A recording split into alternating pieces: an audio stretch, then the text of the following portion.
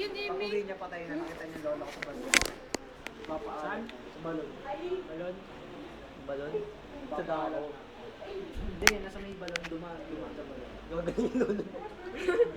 Joke yun. Lalabas sa TV. Dati nga eh.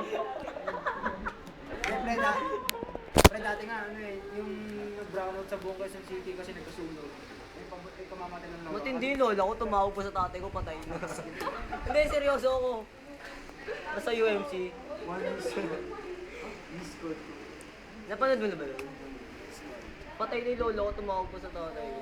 Sabi, Hindi siya nilasalita. Yung parang, ganun lang. Totoo yun. Totoo. Patay na talaga siya. Patay na.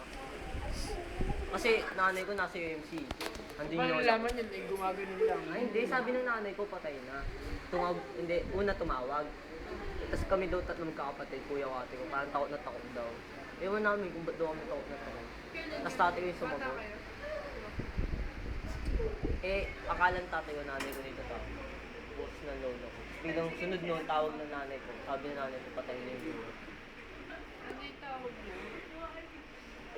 Si lolo ko nasa terrace namin.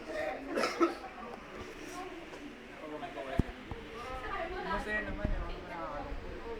Tatapos na yung klase. Meron nga diba, pag ililibing, yung ililipat-lipat, Oo, dati nga yung... nagisagis. Ginaganon ako dati. Ganun daw yung pre. Hanggang ngayon ba ganun ka pa rin? Parang nila